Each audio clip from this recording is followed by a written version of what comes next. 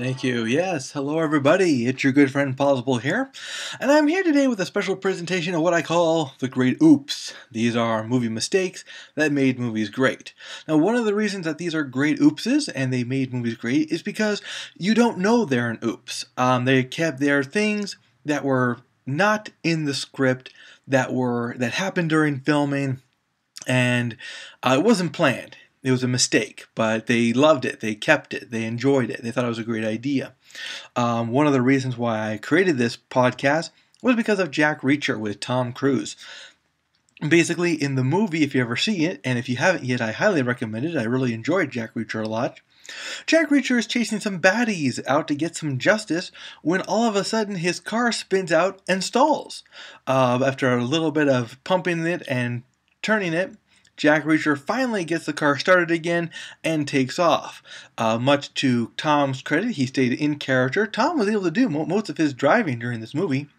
And the director himself, he never yelled cut. He just kept the scene going. Tom was able to get it started again, and the filming went on as normal. The director kept it in the movie. He felt it added more suspense to the chase scene. So that's one example of the great oops. It's a mistake. His car wasn't meant to stall. It was supposed to just keep going. It was a chase after all. But Tom was able to stall it. He kept it going. He kept it moving again. Reminds me of Raiders of the Lost Ark.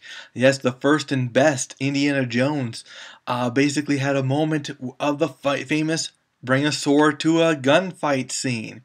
Everyone loves this scene, but not many people are aware of the story behind it.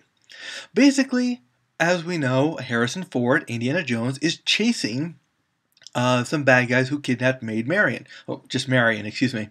Anyway, during the chase, all of a sudden the crowd parts. It's a very busy street. The crowd parts, and this guy brandishing a sword threatens Indiana Jones.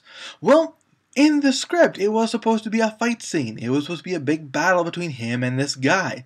However, constant retakes and a very sick Harrison Ford finally came up with the idea why don't I just take out my gun and shoot him? Since then, that scene has become a classic in film and one of the great examples of what happens when things go wrong, but things go also very right. Next up, we've got The Wizard of Oz. Now here is a classical movie that technically really shouldn't have made it. You want to talk about problems? The Wizard of Oz was constantly bombarded with problems. Over budget, rewrites, problems with special effects, you name it. They finally were able to create the movie and create an all-time classic. With that being said, though, back to rewrites, there were several rewrites, several ideas introduced and then abandoned, and some of those were actually filmed. For example, Dorothy was supposed to have a romantic relationship with the Scarecrow. Now, storyline was all but forgotten except for one scene. That was the ending scene. When you see Dorothy hugging everybody goodbye, she says, "I'm going to miss you most of all, Scarecrow." And the reason why she says that is because she was supposed to be, have a romantic relationship with him, be in love with him and stuff like that. The romance and the love aspect was dropped, but the scene was not. It was kept in there. Lastly, we come up with It's a Wonderful Life, one of my all-time great examples of a great oops. And this shows you also the intelligence of some of these actors. When mistakes happen, they keep going. They don't expect the, cut, let's reshoot that whole thing because it was all wrong. Instead, they keep the action going and they work with what happens.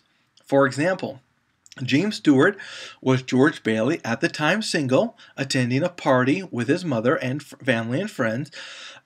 One of the people there was his uncle, and his uncle got drunk.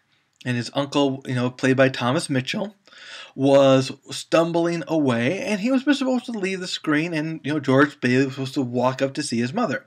Well, a clumsy stagehand drops some equipment. So as George Bailey's uncle walks away, you hear a loud crash.